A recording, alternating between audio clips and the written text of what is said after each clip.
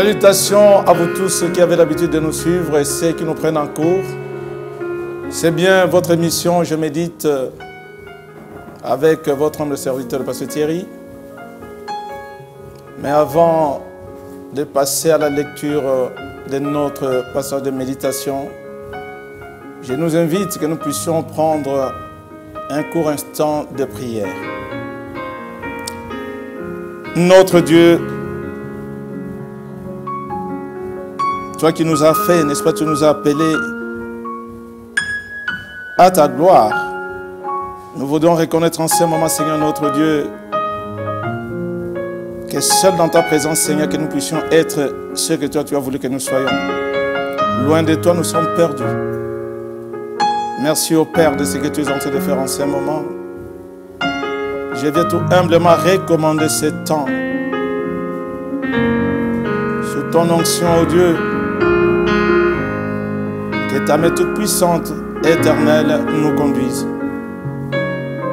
En invitant instamment que le Saint-Esprit nous remplisse, qu'il mette ta parole dans nos bouches et que lorsque nous aurons, Seigneur éternel, notre Dieu, à méditer, que ce ne soit plus par des discours persuasifs des hommes, mais poussé certainement par le Saint-Esprit que nous pourrons partager. Nous nous recommandons entre tes saintes mains. Fais de nous ce que tu voudras que nous soyons, Père, que nous soyons véritablement des flammes de feu.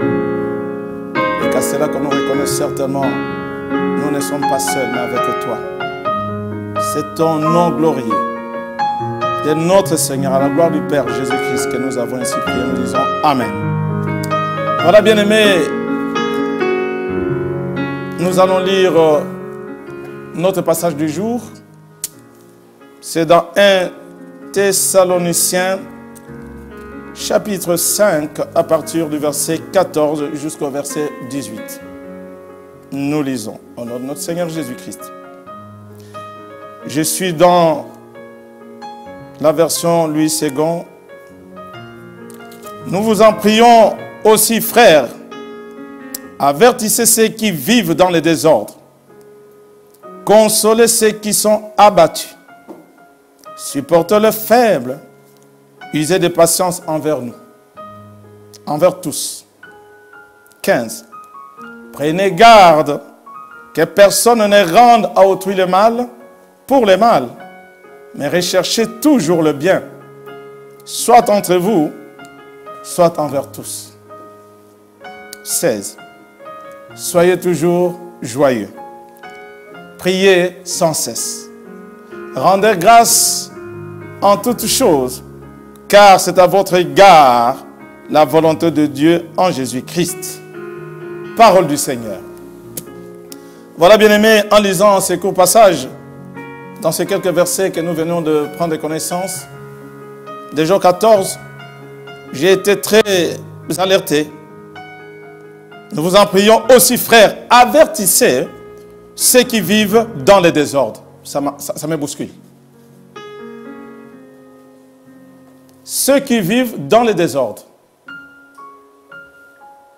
Entendant, comme vous le voyez, et vous l'avez entendu vers la fin de cet épître de Paul aux Thessaloniciens, nous sommes en train de voir comment l'apôtre Paul est en train d'exhorter ce peuple, enfin qu'il puisse avoir un comportement digne de notre Seigneur. Il nous montre comment devrons-nous nous comporter entre frères, comment devrons-nous nous comporter envers le monde, à l'égard même de notre Dieu, à l'égard de notre assemblée et dans l'assemblée. Mais je me rends compte qu'il y a un problème. Si on s'aime, nous devrons veiller les uns sur les autres. C'est alors que vient ce temps d'avertissement. Avertissez ceux qui vivent dans les désordres. Ici, le désordre pourra être de tout genre, moral, spirituel, que sais-je encore. J'appelle ceux, effectivement, qui sont en train de polluer l'atmosphère dans les assemblées, au milieu de frères et sœurs, dans les relations. Je vous demande, arrêtez. Si bien que l'apôtre Paul, avec beaucoup d'amour et avec beaucoup d'humilité, nous demande, à vous et moi, que nous puissions avertir certainement avec douceur ceux qui vivent dans le désordre. Quand on parle du désordre, c'est vraiment du désordre.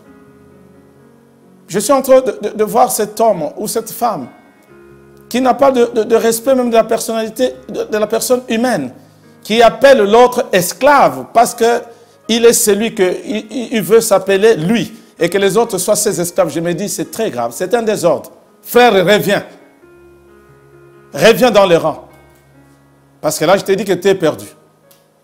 Nous avions parlé il n'y a pas longtemps de temps de la fin. L'enlèvement va venir. Voudras-tu rester dans les tribulations? J'ai dit non. Beaucoup de nos frères et sœurs, tels qu'on les dit là-bas, consoler ceux qui sont abattus. Qui sont ceux qui sont abattus? Certainement à cause de notre attitude. Beaucoup maintenant sont abattus, accablés par les doutes, accablés par, je ne sais pas moi, le manque de foi. Parce que là, ils se disent, il y a un problème. Toi qui es en train de demander à ces hommes, à ces femmes, de les troubler dans la confusion, à cause de la torsion d'une prédication, d'un enseignement, tu sèmes du désordre au milieu des enfants de Dieu. Tu es en train malheureusement d'amener plus de personnes, plusieurs, à la perdition. Nous te demandons, c'est un désordre, arrête. Non seulement ça, dans les relations entre frères, le comportement vis-à-vis de ceux qui nous dirigent, quelle révérence, mais beaucoup ne le font pas. Oui, je suis en train de voir un frère ou une sœur, il me semble que quand tu étais en dehors de l'assemblée, tu ne voyais pas bien, mais quand tu rentres dans l'église, c'est alors que tes yeux s'ouvrent. Tu es en train de bien voir, et qu'est-ce que tu vois? C'est du désordre. Je veux bien que tu voies ce que Dieu veut que tu voies, mais pas ce que toi tu veux que tes yeux voient. J'ai dit c'est du désordre. Tu veux entendre, tu veux parler, de quoi veux-tu parler? Je te demande, frères et sœurs, que nous soyons des hommes et des femmes, avec beaucoup d'amour et d'humilité, que nous puissions nous comporter comme des hommes et des femmes qui aiment Dieu. Regarde, bien-aimé, fais une rétrospection, fais un revirement de ton comportement. Regarde en arrière, combien de fois ton attitude a fait baisser la foi de quelqu'un dans l'église. Tu as éteint le feu qui était allumé à cause de ton attitude. Combien ont abandonné les assemblées à cause de toi? Et je te demande que le temps est arrivé pour que cela ne continue. En lisant la parole de Dieu, j'y reviendrai tout à l'heure, il faudrait que nous puissions supporter les faibles, c'est avec une foi ferme. Nous voulons les soutenir, que leur foi ne s'affaiblisse point. Nous voulons avoir de la patience, n'est-ce pas, envers tous. C'est un des éléments de fruit de l'esprit. Et tu es appelé enfant de Dieu, il faudra que tu sois patient. Ils t'insulteront, mais ne réagis pas. Du mal répond par le bien. Je vois là, prenez garde que personne ne rende le mal par le mal, mais cherchez tout ce qu'il dit. Au 16, il dit, soyez toujours joyeux. Je suis en train de voir que notre vie en tant qu'enfant de Dieu est encadrée selon l'apôtre Paul par ces quelques courtes exhortations. Il dit là-bas, priez sans cesse. Ce n'est pas de prier sans arrêt, frère. Que à toutes les fois que tu te lèves, depuis 6 heures jusqu'à 20 heures, tu ne fais que prier toute l'année, c'est dangereux. Mais nous voudrions dire à quelqu'un, s'il faudra que tu pries, prie avec persévérance et prie avec régularité. C'est ça que Dieu est en train de nous demander de faire. Mais aussi, si nous devons rendre grâce, rendons-les même quand les temps sont mauvais, même au temps difficile. Nous sommes en train de voir beaucoup bien-aimés, quand Dieu leur fait du bien, même si c'est un moment difficile, combien reviennent au Seigneur pour lui dire merci. Mais ne pas rendre grâce au Seigneur, ne savoir pas remercier Dieu ou un frère ou une sœur, c'est le caractère ou cela caractérise certainement les non-croyants. Mais toi, tu es un croyant. Aux frères et sœurs qui nous ont pris en route, même si toi, tu ne crois pas, je voudrais t'exhorter que ce temps est arrivé. Pour que tu puisses te comporter comme un enfant de la lumière. Je refuse, bien-aimé, que tu sois un chauve-souris au milieu du peuple de Dieu. Ou tu es souris, ou tu es oiseau. Pas les deux à la fois. Je suis en train de rappeler à quelqu'un, de la manière que tu es parti de la chenille pour devenir papillon, sache que le temps de la conversion a été un temps total. Tu t'es converti à voler et non à ramper. Et que ce comportement t'amène au jour de l'enlèvement. Je ramène mon bien-aimé et ma soeur à une toute petite conclusion de te dire, à toi et moi, qui avons pris la décision d'avertir aux autres. Cela est écrit dans 1 Corinthiens 10 à partir du verset 12. À celui qui croit être debout, fais attention, prends garde à ne pas tomber. À l'avertisseur averti. À nous qui devrons avertir nos frères qui sont dans les désordres. Mais nous ne marchons plus dans les désordres, s'il te plaît. S'il te plaît. Fais la gloire du Seigneur. Marche comme Dieu le veut. Certainement, Dieu ne manquera pas de te bénir. Ne cherche pas la gloire des hommes. Plaît à Dieu, s'il te plaît. Arrête les désordres. Je ne serai jamais ton esclave. Mon frère ne sera jamais ton esclave. Le peuple de Dieu ne sera jamais ton esclave ou tes esclaves. Sinon, tous nous sommes esclaves d'un seul maître. C'est lui qui nous a appelés pour la moisson. Que ces temps difficiles puissent nous amener à la réconciliation dans l'Église, entre frères. Bien-aimés, la parole de Dieu nous le dit. Recherche la paix avec tous et la sanctification sans laquelle personne ne verra Dieu. Faisons la paix. Arrêtons les désordres. Le temps de la confusion est terminé. Je t'exhorte, toi, mon frère qui me suit, ma soeur qui me suit, chers téléspectateurs, même si tu es dans le monde, je te dis, le temps de faire la paix est arrivé. Mais n'écris pas paix et sûreté, car c'est alors que tu seras surpris. Je voudrais que tu reviennes à Jésus, le seul véritable réconciliateur. J'ai dit à quelqu'un, non, Dieu nous a aimés. C'est le seul à partir de qui nous avons la rédemption, la rémission de nos péchés. Je t'exhorte toi maintenant, je t'encourage frère, de ne pas te décourager. Ils parleront de mal de toi. J'ai dit à quelqu'un, je refuse que leurs paroles, ce qu'ils ont promis et ce qu'ils ont comploté contre toi ne s'accomplira pas. Garde la foi en Jésus-Christ. Prie Dieu avec persévérance et garde la foi. Certainement, au jour J, nous serons enlevés dans les airs si nous sommes encore vivants. Sinon, nous serons les premiers à sortir du tombeau pour aller trouver notre Seigneur dans les airs. Que cette parole puisse nous ramener à une petite réflexion. C'est un partage que nous sommes en train de faire. Arrêtons les désordres. Marchons comme les enfants de la lumière. Je t'amène, toi, à reconnaître que ce temps, la vie de tout enfant de Dieu est recadrée par ces quelques exhortations que Paul nous a données. Beaucoup de vertus. Soyez bénis. Et pour cela, nous allons prendre un petit moment de prière. Éternel notre Dieu, nous voici à la fin de ce temps de méditation.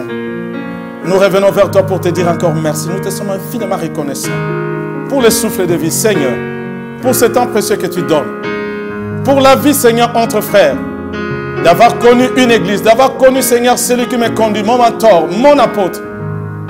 Non, j'ai dit à quelqu'un, j'ai des frères, j'ai une grande famille spirituelle. Je sais à qui je me dis non, sans eux, je ne pourrais pas. Merci pour ce temps où là où il y avait une béquille, il y a maintenant un bras qui s'est levé, un pied qui s'est levé pour marcher avec toi. Dis-toi que Dieu ne t'a pas oublié.